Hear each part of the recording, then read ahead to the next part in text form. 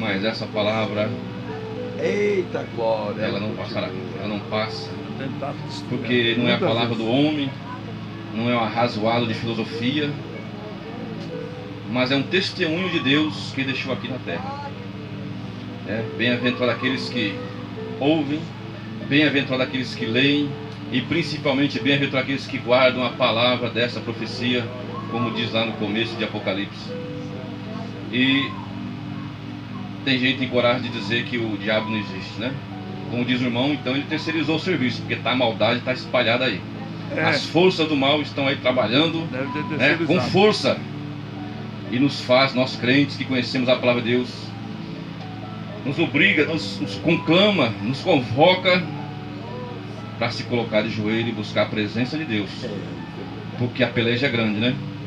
Contra a humanidade, contra o servo de Deus, contra a igreja, contra a família, e só buscando a Deus, é só revestindo, como diz a palavra do Senhor lá em Efésios 6, né?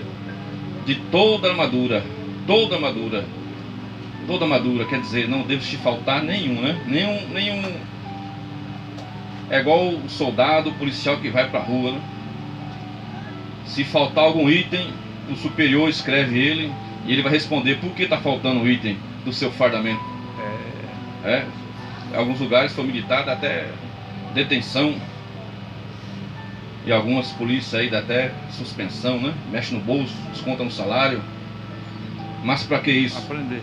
Para que não esqueça de usar, porque se está citado, foi relacionado todos aqueles itens, é porque todos aqueles itens são necessários. Que o maligno não ataca de um jeito só não. O maligno ataca de tudo quanto é jeito, né? Usa pessoas, usa animais, né? Usa circunstância, usa tudo para tirar eu e você da presença, da esperança de Deus, da palavra de Deus. E eu vou ler uma palavra que fala bem os tempos que nós estamos vivendo aqui, que Daniel, né, que dialoga muito bem com Apocalipse. Daniel 12, Daniel capítulo 12, diz assim a poderosa palavra de Deus. Muitos tentaram destruir essa palavra, não conseguiram. Muitos tentam desvirtuar, criando livros paralelos, mas não conseguem.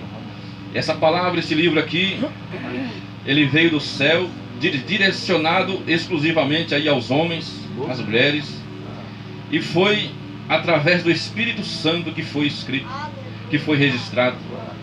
Tanto é que livros que não foram inspirados até foram escritos, mas saíram do rol porque não tinha ação cela do Espírito Santo de Deus, não tinha força, poder de profecia. Mas essa aqui está profecia, e como ela é de Deus, o homem queira ou não queira, ela só vai se cumprindo a cada dia. Louvado seja Deus. Bem-aventurados aqueles que tentam, né, que procuram viver dentro da palavra. Diz assim a palavra do Senhor. Versículo?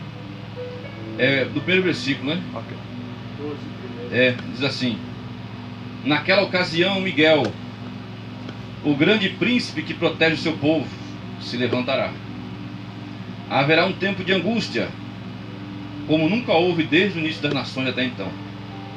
Mas naquela ocasião o seu povo, todo aquele cujo nome está escrito no livro, será liberto. Multidões que dormem no pó da terra acordarão, uns para a vida eterna, outros para a vergonha, para o desprezo eterno. Meu Deus. Aqueles que são sábios reluzirão como o fulgor do céu, e aqueles que conduzem muitos à justiça serão como as estrelas para todo sempre. Que lindo, hein? Glória a Deus. Que maravilha, hein? Mas você, Daniel, fecha com selo as palavras do livro até o tempo do fim.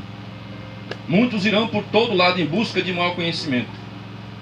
Então eu, Daniel, olhei, e diante de mim estavam dois outros anjos, um na margem de cada rio e outro na margem de lá. Um deles disse ao homem vestido de linho, que estava acima das águas do rio: quanto tempo decorrerá antes que se cumpram essas coisas extraordinárias?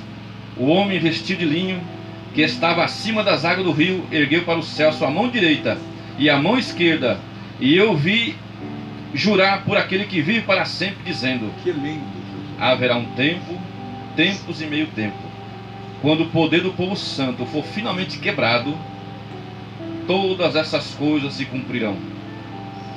E ouvi, mas não compreendi. Por isso perguntei: meu Senhor, qual será o resultado disso tudo?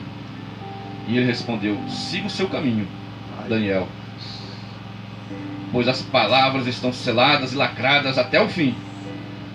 Muitos serão purificados, alvejados, refinados, mas os ímpios continuarão ímpios. Nenhum dos ímpios levará isso em consideração, mas os sábios sim. Depois de abolido o sacrifício diário e colocado o sacrilégio terrível, haverá 1290 dias. Feliz aquele que esperar e alcançar o fim dos 1335 dias. Quanto a você, siga o seu caminho até o fim. Você descansará e então no final dos dias você se levantará para receber a herança que lhe cabe. Amém, irmãos? Amém.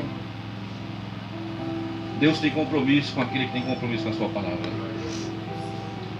Porque qual é o elo que nos liga, né, a Deus?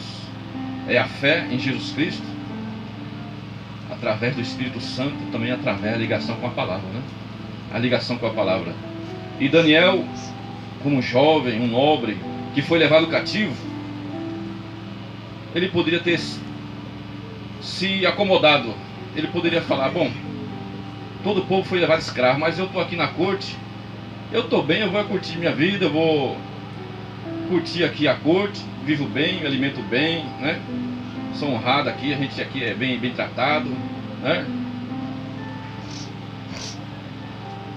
Mas quem ama a obra de Deus, quem ama a palavra de Deus, ainda que seja apresentada a ele ótimas situações financeiras, de honra, posição social, socioeconômica, o coração desse ser que conheceu um dia o amor de Deus, conheceu a palavra de Deus, ele não pode ser preenchido, né?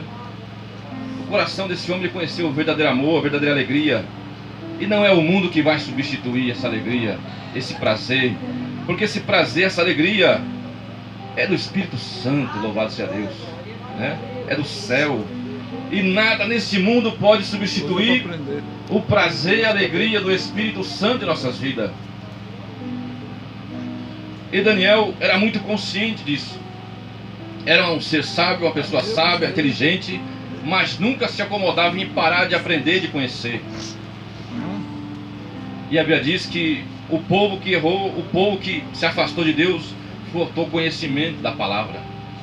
Então, coisa gloriosa é o homem, é a mulher conhecer a palavra. Que a palavra é o testemunho de Deus, é a promessa de Deus, né? É o compromisso que Deus tem com aquele que também tem compromisso com a sua palavra. Louvado seja Deus. E Daniel, então, podendo se acomodar, podendo se esquecer, deixar para lá as coisas de Deus, ele não se conformou. Por quê? Porque o seu povo estava cativo, estava sofrendo. E ele então fez um propósito para querer saber se todas aquelas promessas de Deus iam se cumprir. Porque promessas gloriosas Deus tinha na vida do povo de Israel. Assim como Deus tem na minha, na sua vida, tem promessa, coisa gloriosa. Mas Israel sempre se afastava do Senhor, né? Para adorar outros deuses, para buscar uma política mais favorável. Mas Daniel, ele aprendeu desde cedo: amarás ao Senhor teu Deus de todo o teu coração, de toda a sua alma, de todas as suas forças, de todo o seu entendimento. E ele levava isso a sério. E aí então ele, mesmo cativo ali, mesmo em situação favorável, ele fez um propósito de buscar o Senhor. E isso com jejum, com oração, né? Se propondo a não se misturar com algumas coisas ali daquele povo, né? Paganismo. E ali então ele fez esse propósito.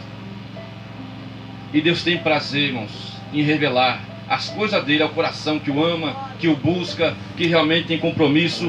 Deus tem prazer e alegria em revelar aos seus filhos, né? A sua vontade, o que ele vai fazer, o cumprimento da sua palavra. E Deus mostrou para Daniel.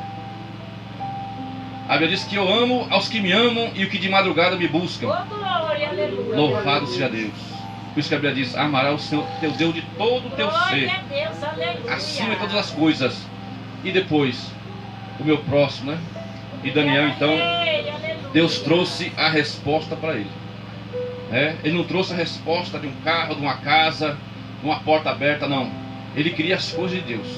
E Deus, quando nós fazemos assim, Deus traz a resposta. Tudo que está ligado à obra dele, e você buscar, tenha certeza, pode ter certeza que Deus vai responder. Tudo que está ligado à obra de Deus, às coisas de Deus, que você busca com amor, Ele vai te mostrar. Ele vai te revelar, Ele vai te dirigir. Aleluia.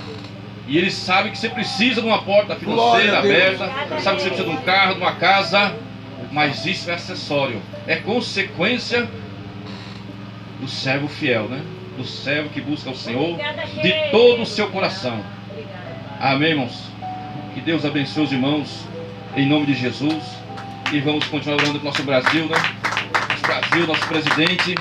Que eu creio, irmãos, que na colheita final Deus vai dar condição financeira para o seu povo.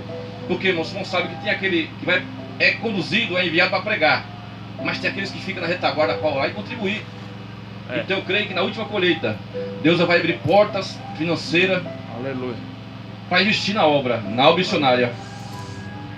E aqueles que for chamados para pregar, amém. Mas aquele que for chamado para investir na obra, porque a Bíblia diz que aquele que der um copo d'água a um profeta vai receber galardão de profeta, porque a obra é a mesma, irmãos. Quem prega, quem envia, também estão fazendo a mesma obra. E eu creio nisso, irmãos. Então vamos orar com o nosso Brasil.